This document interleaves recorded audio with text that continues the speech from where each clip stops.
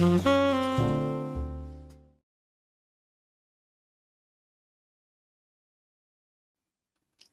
Shalom. Kita berjumpa kembali di mana dalam sesi yang sebelumnya itu saya membawakan tema yang berjudul bertahan dalam penderitaan. Nah, saya review sedikit ya mengenai apa yang saya bawakan di dalam sesi yang sebelumnya. Jadi, ketika kita mempunyai sebuah masalah, problema, pergumulan apapun itu yang kita ingin keluar dari situasi tersebut, kita itu cenderung berada dalam posisi yang menderita gitu ya menurut kita. Jadi perasaan nggak enak, nggak nyaman itu semuanya itu ada dalam diri kita. Nggak tahu, mungkin ada nggak ya yang maksudnya tidak berada dalam posisi tersebut. Jadi ketika menghadapi sebuah masalah, problem itu ya anteng-anteng aja, tenang-tenang aja. Nggak rasanya itu sesek gitu, nggak rasanya itu hilang sukacita. Luar biasa jika ada teman yang seperti itu. Nah, ini berdasarkan apa yang pernah saya alami. Jadi ketika dalam posisi tersebut. Nah, ada beberapa langkah yang bisa kita lakukan supaya kita itu bisa bertahan gitu loh di dalam menghadapi sebuah masalah gitu. Nah, di sesi sebelumnya saya membahas tentang modal utama ya supaya kita bisa bertahan, yaitu memiliki keberanian di dalam menghadapi masalah kita. Jadi ketika kita mempunyai keberanian, itu di situ ada satu step yang kita ambil yang membuat kita itu bisa keluar dari pergumulan kita. Nah, kalau kita berada dalam kondisi takut, kita itu enggak bisa keluar, sulit untuk keluar. Misal gitu ya, kalau ada orang ya terjebur gitu ya ke dalam sebuah sumur yang nggak ada airnya, anggap aja nggak ada airnya. Nah, tiba-tiba dia kan ada dalam masalah ya, dia pingin keluar ya dari lubang sumur itu. Dia teriak-teriak. Nah, ketika ada orang yang mengulurkan tangan ingin menolongnya, terus dia itu takut, aduh, orang itu melemparkan tali gitu ya, mau menariknya. Nah, orang yang ada di dalam sumur ini ketakutan gitu ya. Aduh, yang nolong aku ini orang baik apa enggak ya? Aku enaknya menyambut uluran tangannya atau enggak ya? Nah, ketika dia berada dalam posisi ketakutan, dia itu enggak mengambil langkah lebih lanjut, sehingga enggak bisa keluar dari masalah yang dihadapinya. Tapi ketika dia menyambut uluran tangan orang yang mau menolongnya, nah itu dia akan melihat jalan keluar dari masalah yang dihadapinya. Nah, jadi kita harus memiliki sebuah keberanian gitu ya. Ketika kita mau melangkah, di situ kita akan lihat perubahan, kita akan lihat jalan terbuka lebar di depan. Nah, itu sudah saya bahas, mungkin ada teman-teman yang sudah mendengarkannya. Nah, di sini saya itu ingin membahas untuk step yang berikutnya, gitu ya. Nah, bagaimana supaya kita dapat bertahan, yaitu kita harus mempunyai pengharapan. Nah, tiap dari kita ya, kita itu pasti mempunyai sebuah harapan. Dari kita masih kecil sekalipun itu macam-macam harapan kita. Harapan tiap orang itu belum tentu sama, gitu ya. Bisa berbeda-beda antara satu dengan yang lain, gitu ya. Ada yang mempunyai harapan pingin jadi orang kaya, gitu ya. Ada yang mempunyai harapan, pingin jadi orang terkenal gitu ya, dipandang, diundang di mana-mana. Ada yang mempunyai keinginan, ah aku nggak terkenal nggak apa-apa, yang penting aku bisa hidup bahagia gitu ya, bersama orang-orang yang aku sayangi, bersama keluarga atau siapapun gitu ya, yang menurut dia berharga. Jadi macam-macam gitu loh harapan kita. Nah, mungkin ada juga yang mempunyai harapan ingin meraih cita-cita gitu ya. Yang kata orang-orang itu, cita-cita kita itu bisa setinggi langit gitu ya. Tapi di sini saya mau katakan bahwa apapun harapan kita, itu kita harus istilahnya tuh letakkan. Nah, di dalam harapan kita, itu kita mempunyai suatu kondisi di mana kita itu berharap gitu ya, bahwa harapan kita itu akan terwujud gitu ya. Nah, masalahnya pengharapan kita itu harus dalam posisi yang benar. Dengan siapa kita itu berharap gitu ya, supaya keinginan kita itu bisa terwujud. Nah, kita semua tentu tahu bahwa pengharapan kita yang benar itu, yaitu pengharapan di dalam Tuhan. Kalau kita dengar sebuah cerita gitu ya, ada orang-orang di luar sana, mungkin itu salah satunya juga ada anak Tuhan di dalamnya gitu ya, yang berharap kepada jabatannya, mempunyai pengharapan bahwa cita-citanya itu bisa tercapai dengan mengandalkan manusia. Tetapi ketika kita menyandarkan pengharapan kita itu pada manusia, itu pada akhirnya itu akan mengecewakan. Karena manusia itu terbatas gitu ya. Dia seseorang yang kita andalkan, itu bisa saja suatu saat meninggalkan saudara gitu ya.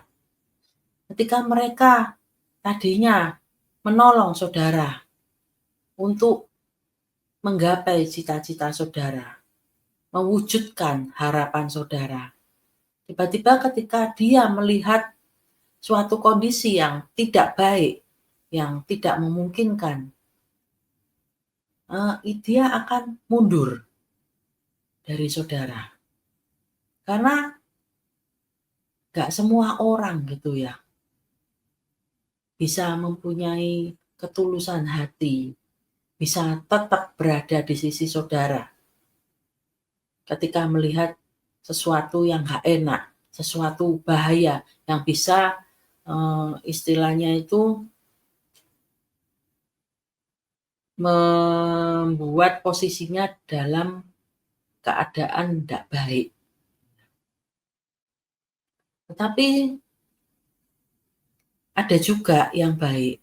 Itu cuma Tuhan itu Allah yang cemburu. Jadi ketika kita mempunyai pengharapan terhadap manusia, terhadap harta benda yang kita miliki, semuanya itu akan diporak-porandakan. Tuhan nggak suka. Bagaimana ini saya mau mengajak Bapak Ibu Saudara untuk melihat gitu ya, sebuah contoh gitu ya, pengharapan yang benar di dalam Tuhan. Nah, saya akan bacakan itu di dalam 1 Samuel 1 ayat 1 sampai 28. Ada seorang laki-laki dari Ramataim Sofim dari pegunungan Efraim, namanya Elkana bin Yeroham bin Elihu bin Tohu bin Suf, seorang Efraim. Orang ini mempunyai dua istri, yang seorang bernama Hana dan yang lain bernama Penina. Penina mempunyai anak, tetapi Hana tidak. Pada hari Elkana mempersembahkan korban, diberikannya kepada Penina istrinya dan kepada semua anaknya yang laki-laki dan perempuan masing-masing sebagian. Meskipun ia mengasihi Hana, ia memberikan kepada Hana hanya satu bagian, sebab Tuhan telah menutup kandungannya.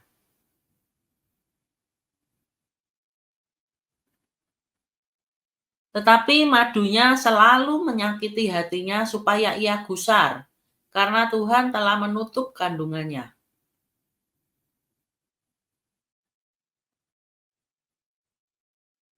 Demikianlah terjadi dari tahun ke tahun. Setiap kali Hana pergi ke rumah Tuhan, Penina menyakiti hati Hana, sehingga ia menangis dan tidak mau makan.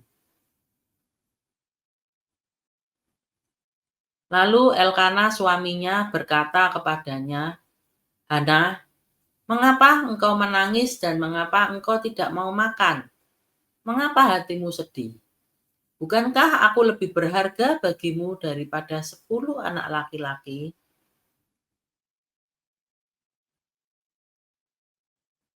Pada suatu kali, setelah mereka habis makan dan minum di Silo, berdirilah Hana, sedang Imam Eli duduk di kursi dekat tiang pintu bait suci Tuhan. Dan dengan hati pedih, ia berdoa kepada Tuhan sambil menangis terseduh-seduh.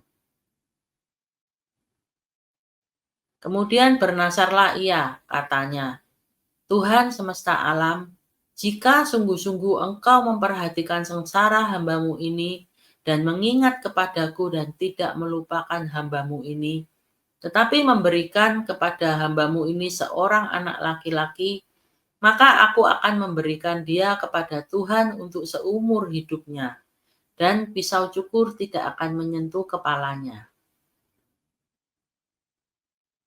Ketika perempuan itu terus-menerus berdoa di hadapan Tuhan, maka Eli mengamat-ngamati mulut perempuan itu. Dan karena Hana berkata-kata dalam hatinya dan hanya bibirnya saja bergerak-gerak tetapi suaranya tidak kedengaran, maka Eli menyangka bahwa perempuan itu mabuk.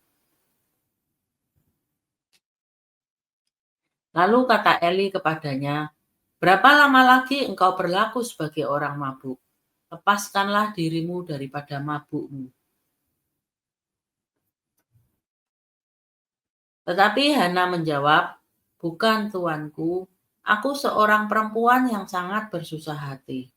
Anggur ataupun minuman yang memabukkan tidak kuminum, melainkan aku mencurahkan isi hatiku di hadapan Tuhan. Janganlah anggap hambamu ini seorang perempuan dursila, sebab karena besarnya cemas dan sakit hati, aku berbicara demikian lama. Jawab Eli, pergilah dengan selamat, dan Allah Israel akan memberikan kepadamu apa yang engkau minta daripadanya. Sesudah itu, berkatalah perempuan itu, biarlah hambamu ini mendapat belas kasihan daripadamu. Lalu keluarlah perempuan itu, ia mau makan dan mukanya tidak muram lagi. Keesokan harinya, bangunlah mereka itu pagi-pagi, lalu sujud menyembah di hadapan Tuhan. Kemudian pulanglah mereka ke rumahnya di Ramah. Ketika Elkana bersetubuh dengan Hana, istrinya, Tuhan ingat kepadanya. Maka setahun kemudian mengandunglah Hana dan melahirkan seorang anak laki-laki. Ia menamai anak itu Samuel, sebab katanya, aku telah memintanya daripada Tuhan. Elkana, laki-laki itu pergi dengan seisi rumahnya mempersembahkan korban sembelihan tahunan dan korban nasarnya kepada Tuhan. Tetapi Hana tidak ikut pergi, sebab katanya kepada suaminya, "Nanti apabila anak itu cerai susu, aku akan mengantarkan dia. Maka ia akan menghadap ke hadirat Tuhan dan tinggal di sana seumur hidupnya." Kemudian Elkana suaminya itu berkata kepadanya, "Perbuatlah apa yang kau pandang baik. Tinggallah sampai engkau menyapi dia. Hanya Tuhan kiranya menepati janjinya." Jadi tinggallah perempuan itu dan menyusui anaknya sampai disapinya. Setelah perempuan itu menyapi anaknya, dibawanyalah dia dengan seekor lembu jantan yang berumur 3 tahun, 1 eva tepung dan sebuyung anggur, lalu diantarkannya ke dalam rumah Tuhan di Silo. Waktu itu masih kecil betul kanak-kanak itu. Setelah mereka menyembelih lembu, mereka mengantarkan kanak-kanak itu kepada Eli.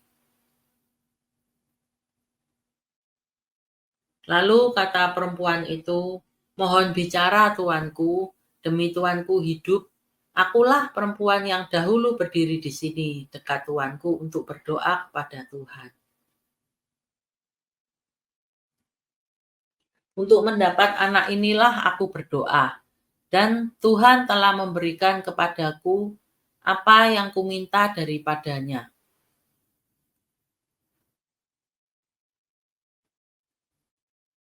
Maka aku pun menyerahkannya kepada Tuhan. Seumur hidup terserahlah ia kiranya kepada Tuhan. Lalu sujudlah mereka di sana menyembah kepada Tuhan. Nah, jadi ini ceritanya ada seorang laki-laki yang bernama Elkana. Dia itu punya 2 istri gitu ya, Hana sama Penina. Kalau zaman sekarang punya 2 istri, wah, bisa ngamuk itu kita sebagai seorang istri gitu ya. Tapi zaman dahulu itu dihalalkan gitu ya, udah biasa. Nah, 2 istri yang sama-sama dikasihi oleh Elkana. Tapi istri pertama yang bernama Hana ini tidak punya anak gitu ya, tidak mempunyai keturunan gitu. Karena kandungannya itu sudah ditutup sama Tuhan. Nggak tahu, saya itu baca itu, kenapa ya kok Tuhan itu nutup kandungannya Hana? Apa ada sesuatu dalam diri Hana ini yang nggak berkenan gitu ya di hadapannya Tuhan? Atau suatu kesalahan yang membuat Tuhan itu menutup kandungannya? Karena istri Elkana yang satunya itu, Penina itu, dia itu mempunyai anak gitu ya. Nah, pada zaman dulu itu kalau nggak punya anak itu, seorang istri nggak bisa melahirkan anak. Apalagi seorang anak laki-laki itu adalah sebuah aib gitu ya. Dia dianggap nggak sukses gitu. Dianggap gagal melaksanakan tugasnya sebagai seorang istri. Padahal kalau seseorang nggak punya, nggak bisa melahirkan anak gitu ya, itu kan belum tentu juga kesalahan istrinya ya. Kadang bisa karena faktor yang lain gitu ya, banyak faktor ya. Tapi ya kalau zaman dulu itu kesalahan itu jatuh di pihak istri, nggak mau melihat eh, alasannya itu apa gitu ya. Nah di sini Hana itu ketika dia nggak bisa mempunyai seorang anak yang lahir dari kandungannya, dia itu sangat-sangat sedih gitu ya. Dan ini itu dialami oleh dia itu bertahun-tahun, Hana ini.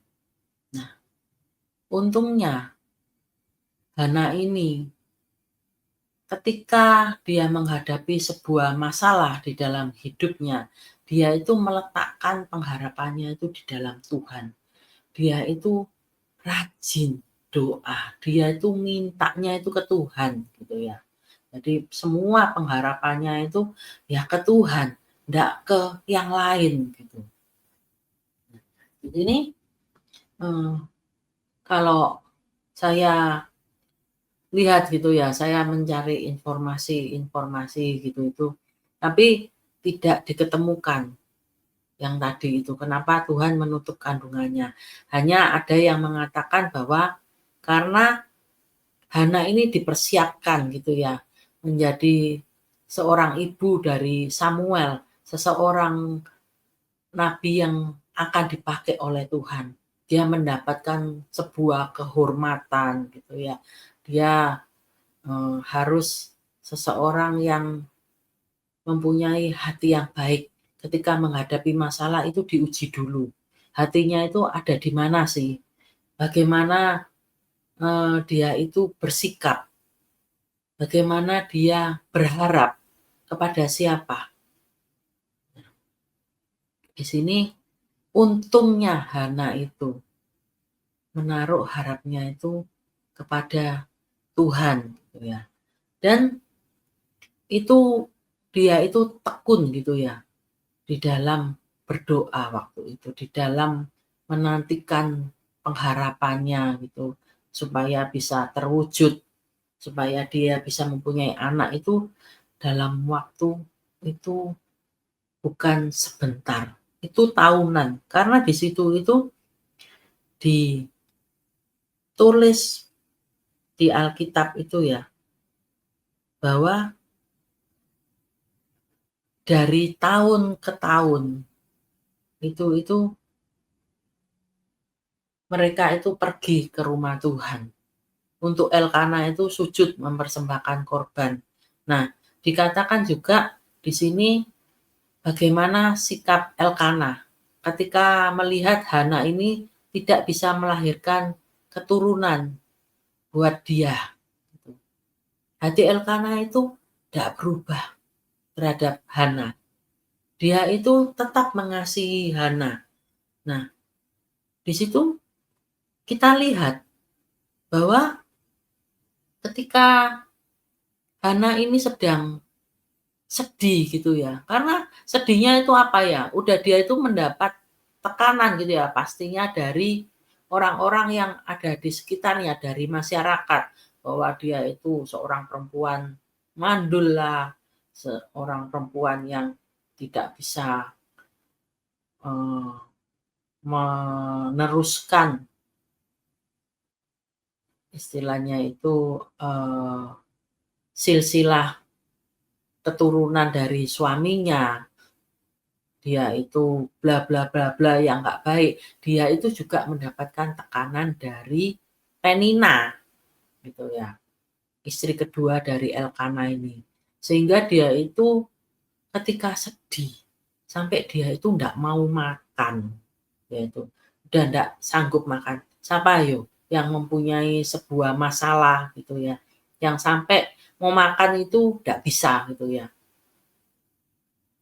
nggak kolu itu apa ya, pokoknya nggak sanggup gitu ya, nggak sanggup untuk makan, nggak punya nafsu makan. Saya sendiri pun juga ketika menghadapi sebuah masalah, itu pelariannya itu makan, makannya tambah banyak. Tapi kalau saya menghadapi sebuah masalah yang menurut saya itu sangat sangat berat, itu saya itu mau makan itu males gitu ya. Itu yang dihadapi oleh Hana saat itu. Sehingga Elkana itu sampai ngomong, "Kenapa kamu itu bersedih?" gitu ya. Sampai ndak mau makan gitu itu. Bukankah aku ini lebih berharga daripada 10 laki-laki? Nah, di sini ini menunjukkan bahwa Elkana ini sebenarnya tidak mempermasalahkan Hana itu ndak bisa memberikan keturunan. Mungkin Elkana saat itu berpikir, toh dia sudah mempunyai keturunan, yang dari Penina, jadi dia nggak perlu lagi gitu ya. Ya kalau Tuhan mau kasih keturunan dari Hana, ya puji Tuhan. Tapi kalaupun tidak, ya ndak ada masalah gitu. Elkana ini sungguh-sungguh mengasihi Hana. Luar biasa ya.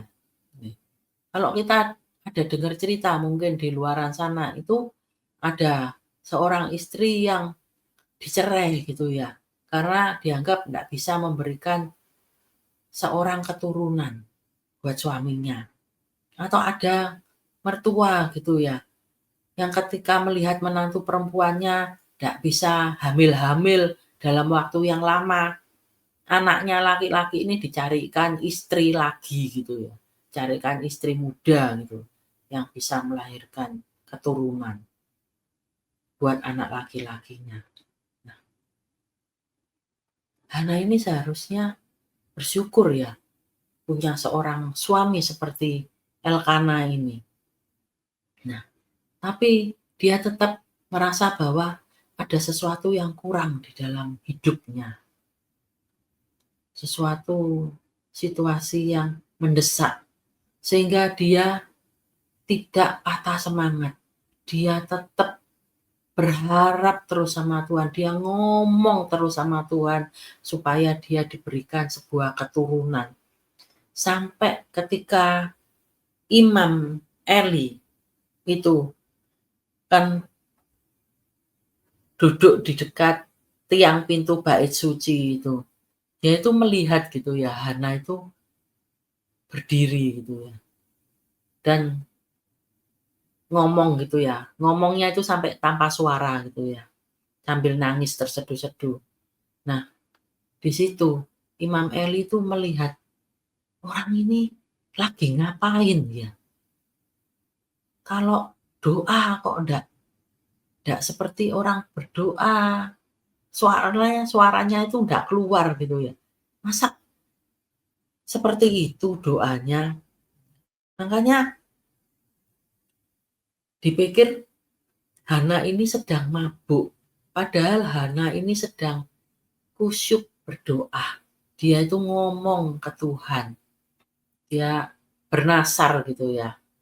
Nah, hati-hati buat setiap anak-anak Tuhan yang ketika berharap mendapatkan sesuatu dari Tuhan, kemudian mengucapkan suatu nasar. Tuhan, kalau Engkau tolong aku dalam hal ini, aku akan memberikan ini kepadamu Tuhan. Aku akan melakukan A, B, C, D. Itu hati-hati. Kalau bernasar itu dipikir dulu.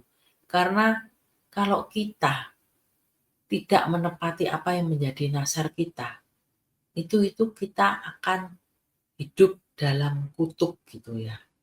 Kita akan mendapatkan masalah yang besar gitu ya. Jadi enggak boleh main-main ketika kita mau bernasar terhadap Tuhan.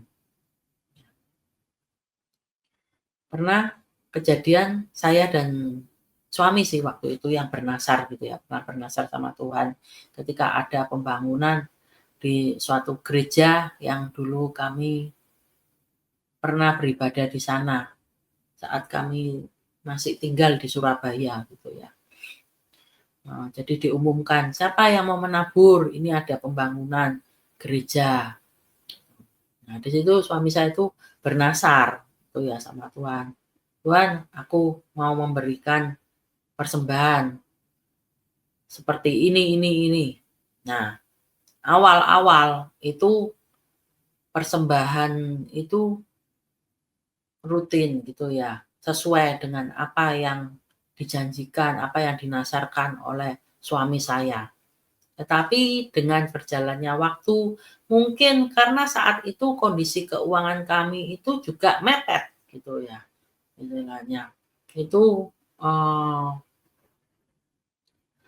Enggak, masih ya jauh lebih baik sih waktu itu, masih jauh lebih baik, tapi mungkin mungkin saat itu sedang ada masalah di dalam keuangan kami. Saya nggak tahu karena suami itu tidak bercerita kepada saya apa yang menjadi nasarnya gitu ya. Nah, itu diketahui itu ketika kami didoakan oleh seorang hamba Tuhan. Jadi ceritanya saya sama suami itu juga ingin mempunyai seorang anak. Jadi kami berpacaran itu hampir 4 tahun dan kami juga belum punya anak saat itu tuh 3 tahun gitu ya. 3 tahunan tuh belum mempunyai anak. Sehingga ya kami berusaha gitu. Ya ke dokter gagal, gagal terus akhirnya ya suami bilang, "Ya sudah nggak usah ke dokter berarti Tuhan mau beracara sendiri." Nah di situ Tuhan pakai seorang hamba Tuhan untuk mendoakan kami. Nah ketika hamba Tuhan itu mau mendoakan, hamba Tuhan itu ngomong, "Ada hal-hal yang belum beres di dalam diri kalian ini." Gitu ya. Waktu itu, eee, ngomongnya khususnya ditujukan sama suami waktu itu. Saya cuma ikut dengerin aja karena yang aktif berbicara gitu, itu tuh suami saya gitu. Nah, di situ dikatakan salah satunya itu adalah suami saya harus membayar nasarnya. Nah, di situ baru ketahuanlah bahwa ternyata suami saya itu bernasar kepada Tuhan, gitu ya.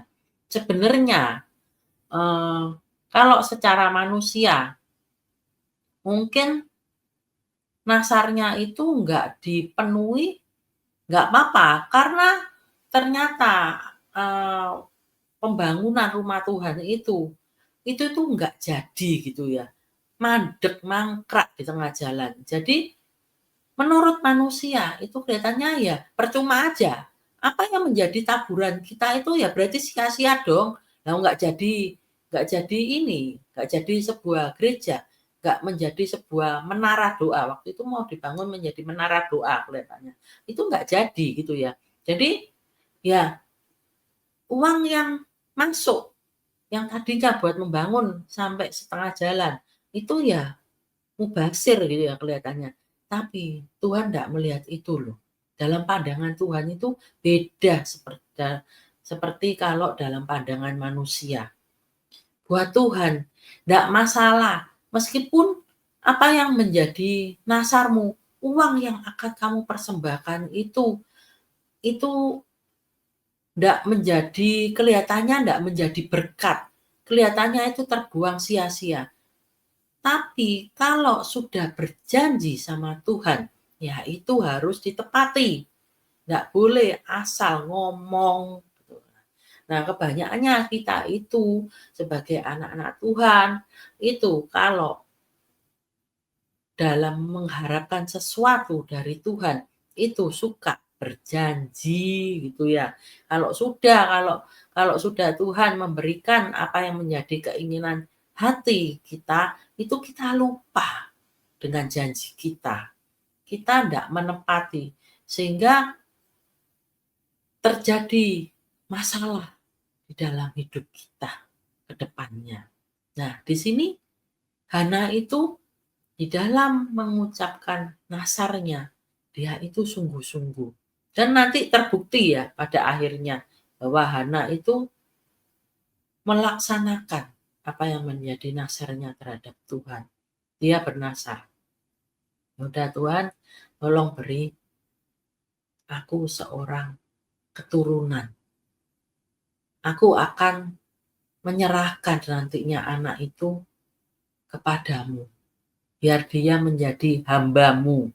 Gitu ya. Karena Hana ini mengerti bahwa anak itu datangnya dari Tuhan.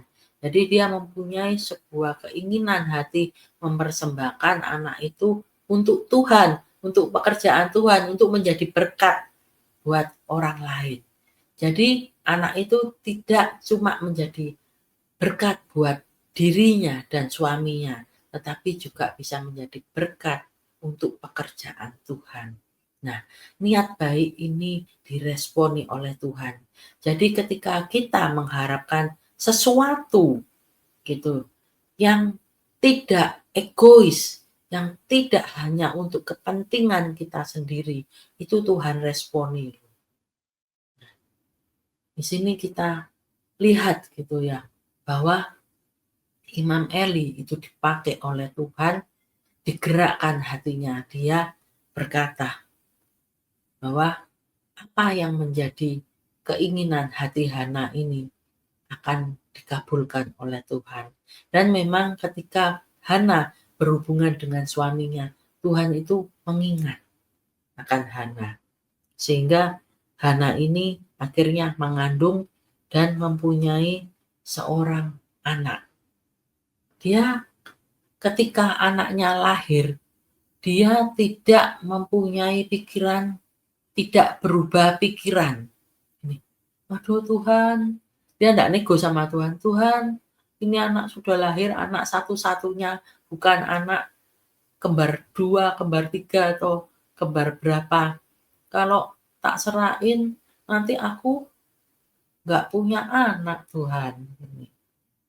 Nanti aku sendirian Tuhan. Tidak ada anak kecil yang menemani. Enggak, dia enggak nego seperti itu sama Tuhan. Dia tahu Hana ini seseorang yang soleh. Dia seseorang yang menurut saya mempunyai hati yang lembut. Di sini saya lihat ketika Penina menyakiti hatinya, dia enggak bales apa yang diperbuat oleh Penina.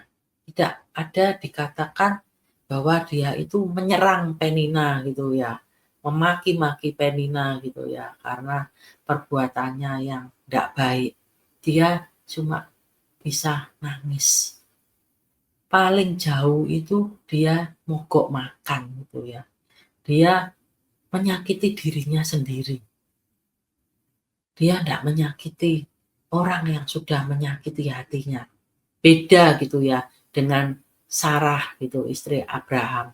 Ketika Tuhan memberitahu gitu ya, bahwa mereka akan diberikan seorang keturunan dan anak itu nantinya yang akan dipakai oleh Tuhan, Sarah itu padahal yang menyarankan kepada Abraham untuk mengambil Hagar. Itu kesalahan dia loh.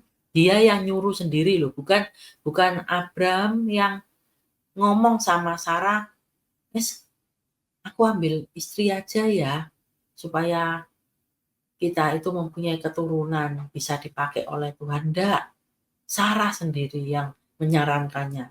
Dan ketika Hagar ini hamil, dia memandang rendah Sarah. Sarah itu marah gitu ya. Dia ngomong sama Abraham. Ini saya analogikan kalau dengan kata-kata saya sendiri ya. Dia itu ngomong sama Abraham. Lihat apa yang diperbuat oleh Hagar itu kepadaku. Dia melakukan hal yang tidak baik gitu kepadaku. Nah di sini Sarah itu menyerang gitu ya, menyerang Abraham gitu ya. Dia menyalahkan gitu ya.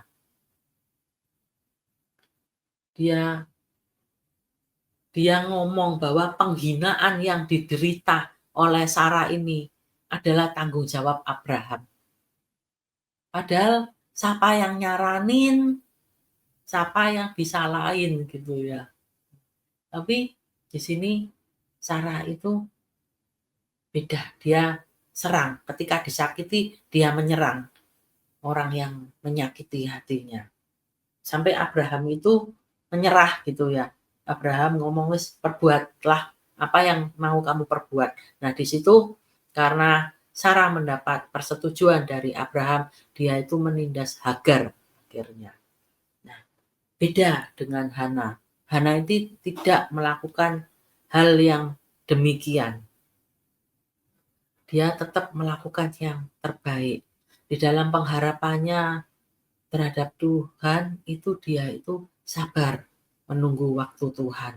Dia tetap melakukan yang baik gitu ya. Dia tidak melakukan hal-hal yang jahat. Nah, itu contoh dari Hana. Nah, Saya akan memberikan sebuah contoh lainnya di mana ketika pengharapan itu tidak kepada Tuhan. Nah, ini saya dapatkan ketika kemarin, ada di grup itu ya, di-share gitu ya, sebuah, eee, video gitu, di mana kita disaranin untuk mendengarkan. Nah, di situ saya dengerin dan akhirnya, oh, iya ya, saya tahu, belajar saya dari itu. Nah, itu saya akan bacakan di dalam 2 Raja-Raja 11, 1 sampai 20.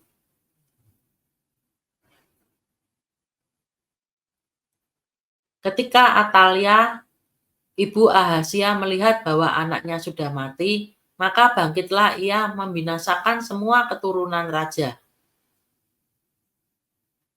Tetapi Yoseba, anak perempuan Raja Yoram, saudara perempuan Ahazia, mengambil Yoas bin Ahazia, menculik dia dari tengah-tengah anak-anak raja yang hendak dibunuh itu, memasukkan dia dengan inang penyusunya ke dalam gudang tempat tidur, dan menyembunyikan dia terhadap Atalia sehingga dia tidak dibunuh. Lihat yang ketiga. Maka tinggallah dia 6 tahun lamanya bersama perempuan itu dan dengan bersembunyi di rumah Tuhan, sementara Atalia memerintah negeri. Dalam tahun yang ketujuh Yoyada mengundang para kepala pasukan 100 dari orang Kari dan dari pasukan bentara penunggu.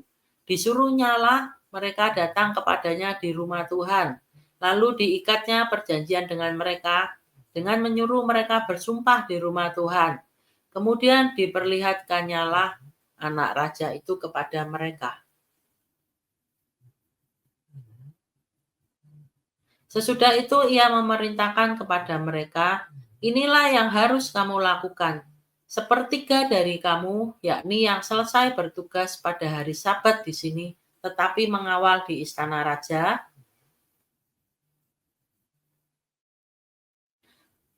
Sepertiga lagi ada di pintu gerbang Sur, dan sepertiga pula di pintu gerbang di belakang para bentara penunggu.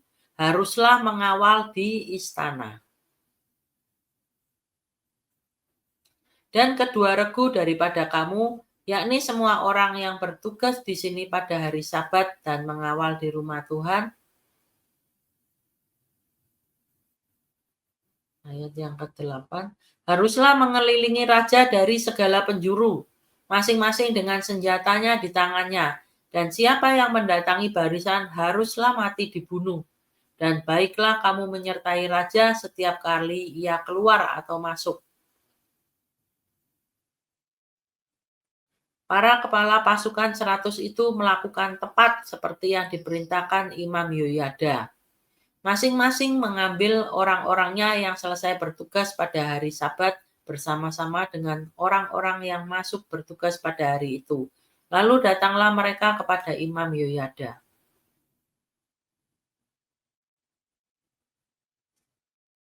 Imam memberikan kepada para kepala pasukan 100 itu tombak-tombak dan perisai-perisai kepunyaan Raja Daud yang ada di rumah Tuhan. Kemudian para bentara itu masing-masing dengan senjatanya di tangannya, mengambil tempatnya di lambung kanan sampai ke lambung kiri rumah itu, dengan mengelilingi mezbah dan rumah itu untuk melindungi raja. Sesudah itu Yoyada membawa anak raja itu keluar, mengenakan jejamang kepadanya dan memberikan hukum Allah kepadanya. Mereka menobatkan dia menjadi raja serta mengurapinya dan sambil bertepuk tangan berserulah mereka, "Hiduplah raja!" 13.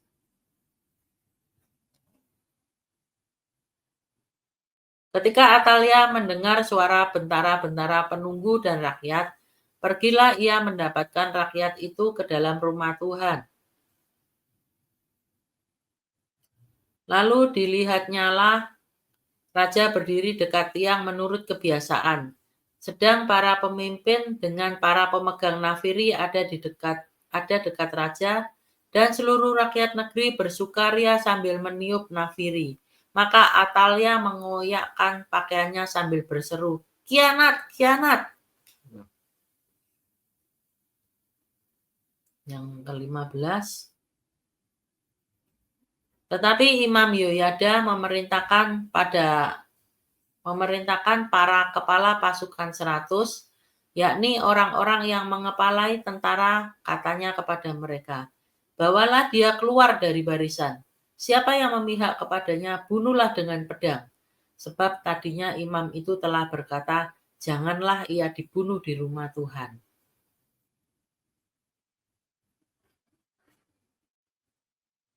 Ayat ke-16, lalu mereka menangkap perempuan itu. Pada waktu ia masuk ke istana raja dengan melalui pintu bagi kuda, dibunuhlah dia di situ.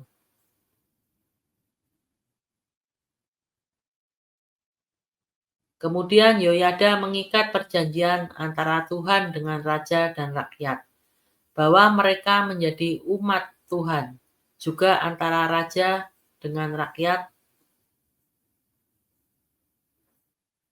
18.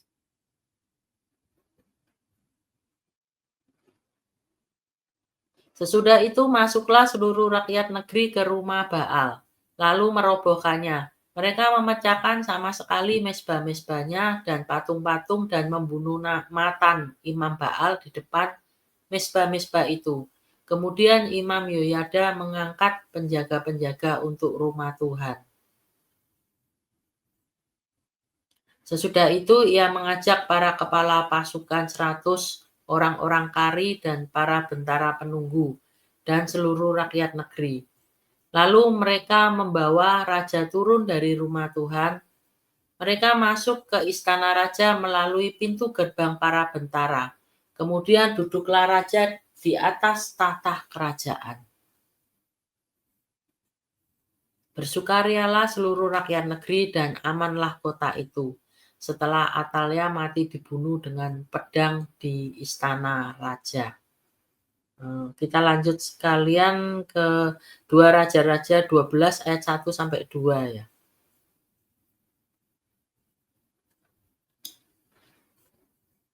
Dalam tahun ke-7 zaman Yehu, Yoas menjadi raja dan 40 tahun lamanya ia memerintah di Yerusalem. Nama ibunya ialah Sibia dari Berseba. Ayat yang kedua, Yoas melakukan apa yang benar di mata Tuhan seumur hidupnya selama Imam Yoyada mengajar dia. Nah, di sini dari yang sudah saya bacakan tadi itu ceritanya Atalia gitu ya, Raja Ahasia. Raja Ahasia ini anak dari Atalia. Nah, ketika Raja Ahasia ini meninggal, Atalia ini mengambil alih gitu ya. Mau mengambil alih pemerintahan. Dia mau menjadi seorang pemimpin. Dia takut kalau nanti ada raja yang lain sehingga dia melakukan sebuah perbuatan yang jahat. Dia memerintahkan tentara-tentara itu untuk membunuh semua anak raja. Gitu ya. Keturunan rajanya itu dihabisin, enggak disisain sama sekali. Tetapi, nah, kalau Tuhan berjanji, itu pasti akan ditepati. Bagaimanapun manusia ingin merubahnya, itu enggak bisa. Nah, sekalipun Atalia ini mau merebut kedudukan sebagai seorang pemimpin, tapi karena Tuhan itu udah ngomong yang akan memimpin pemerintahan kerajaan itu adalah dari keturunan Daud.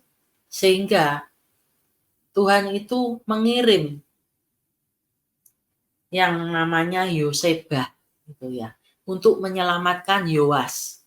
Yoas saat itu masih baby, gitu ya, masih bayi. Dia dia dibawa ke rumah Tuhan supaya nggak dibunuh. Nah, cara yang Tuhan pakai itu seringkali luput dari prediksi manusia. Atalia berpikir udah aman semuanya dibunuh. Ternyata masih sisa satu gitu ya yang disembunyikan oleh Tuhan. Dibesarkan oleh Imam Yoyada dan Yoseba. Sampai pada usianya yang itu dia berada di sana itu sampai 6 tahun ya. Nah, tahun ke-7 itu Imam Yoyada itu ngundang para kepala pasukan itu. Orang-orang yang tentara yang menduduki posisi-posisi penting. Mereka diajak supaya berjanji di hadapan Tuhan, gitu ya, untuk melakukan pelantikan gitu ya, pelantikan Yoas menjadi raja. Karena pasti hal itu nggak mudah gitu ya untuk dilakukan. Karena Atalia itu sebegitu berkuasanya. Nah, jadi dibuatlah sebuah strategi gitu ya, yang dimana Tuhan itu loloskan loh semua itu, bisa nggak tercium loh oleh Atalia bahwa akan terjadi sebuah pemberontakan, sebuah pengambil alihan kekuasaan gitu ya. Yoas seorang anak yang berusia 7 tahun. Nah, Imam Yoyada ini dipakai oleh Tuhan dengan luar biasa. Sehingga terlaksanalah itu Yoas bisa dinobatkan sebagai raja. Nah, ketika ketahuan Atalia itu sudah terlambat. Atalia berada dalam posisi yang lemah. Gitu ya. Kerajaan bisa diambil alih. Gitu. Yang bahkan Atalia ini dibunuh. Nah, di situ dikatakan bahwa Yoas ini melakukan hal-hal yang baik selama dia ada dalam bimbingan Imam Yoyada. Imam Yoyada ini mempunyai hubungan yang baik dengan Tuhan. Dia membimbing supaya Raja Yoas ini berada di dalam rule-nya Tuhan. Tetapi kita lihat, jadi mungkin untuk kita meraih perjalanan mendekat, menyenangkan hati Tuhan, itu mungkin bisa kita lakukan, bisa kita raih jauh lebih mudah dibanding untuk mempertahankannya. Nah, di sini Yoas itu ketika Imam Yoyada itu wafat, gitu ya, meninggal dunia karena usia tua. Raja Yoas ini tidak seperti sebelum-sebelumnya, gitu ya. Dia tidak bisa mempertahankan. Nah, itu saya akan bacakan gitu ya. Bisa dibukakan di Tawarik ya. 2 Tawarik 24 ayat 15 gitu ya. Di situ dikatakan bahwa Yoyada ini menjadi tua dan lanjut umur lalu matilah dia. Nah, umurnya ini usianya 130 tahun. Di ayat yang ke-16 kita agak cepat aja ya. Ia dikuburkan di kota Daud di samping raja-raja karena perbuatan-perbuatannya yang baik di Israel terhadap Allah dan rumahnya. Jadi Imam Yoyada ini melakukan perbuatan-perbuatan yang baik gitu ya. Orang ketika dia melakukan sesuatu yang baik, dia juga akan menuai sebuah kebaikan di dalam hidupnya. Sampai setelah meninggal pun dia itu mendapat sebuah kehormatan. Nah, kita lanjutkan berikutnya. Sesudah Yoyada mati, pemimpin-pemimpin Yehuda datang menyembah kepada raja. Sejak itu raja mendengarkan mereka. Nah, di situ dikatakan bahwa pemimpin-pemimpin Yehuda ini datang mulai mendekati gitu ya. Nah, raja mendengarkan mereka. Nah, bagaimana orang-orang yang didengarkan oleh raja ini seperti apa toh? Kita lihat di dalam ayat yang berikutnya. Mereka meninggalkan rumah Tuhan Allah nenek moyang mereka, lalu beribadah kepada tiang-tiang berhala dan patung-patung berhala. Oleh karena kesalahan itu, Yehuda dan Yerusalem tertimpa murka. Nah, di sini ternyata pemimpin-pemimpin yang mendekati Raja Yoas itu orang-orang yang tidak benar gitu ya, tidak baik. Mereka itu membawa Raja Yoas itu berharap terhadap ilah yang lain gitu ya, yang membuat mereka itu meninggalkan rumah Tuhan gitu ya, tidak sungguh-sungguh sama Tuhan, sehingga mereka mendapatkan murka dari Tuhan, bukan kebaikan lagi yang diberikan oleh Tuhan. Padahal awalnya yang mengangkat Raja Yoas itu Tuhan. Sini mulai bergeser ya. Ayat yang berikutnya. Namun Tuhan mengutus nabi-nabi kepada mereka supaya mereka berbalik kepadanya. Nabi-nabi itu sungguh-sungguh memperingatkan mereka, tetapi mereka tidak mau mendengarkannya. Nah, ketika kita menyimpang dari jalan-jalannya Tuhan, Tuhan itu berusaha loh membawa kita kembali ke dalam jalan yang benar. Nah, di sini Tuhan itu mengutus nabi-nabi kepada orang-orang Israel ini, Raja Yoas dan rakyatnya, supaya mereka itu balik lagi ke jalan yang benar. Dikatakan bahwa nabi-nabi itu sungguh-sungguh memperingatkan mereka. Berarti ini nih sangat ditekankan. Cuma kalau lah ya itu ya, makanya kalau orang itu sudah berbalik dari sebuah kebenaran, itu akan sulit loh untuk kembali lagi di dalam jalan kebenaran itu. Matanya itu, mata hatinya itu sudah tertutup. Nah, kita lihat di dalam ayat yang berikutnya. Lalu Roh Allah menguasai Sakaria anak Imam Yoyada. Ia tampil di depan rakyat dan berkata kepada mereka, "Beginilah firman Allah, mengapa kamu melanggar perintah-perintah Tuhan sehingga kamu tidak beruntung? Oleh karena kamu meninggalkan Tuhan, Ia pun meninggalkan kamu." Ayat yang berikut. Tetapi mereka mengadakan persepakatan terhadap dia, dan atas perintah raja mereka melontari dia dengan batu di pelataran rumah Tuhan.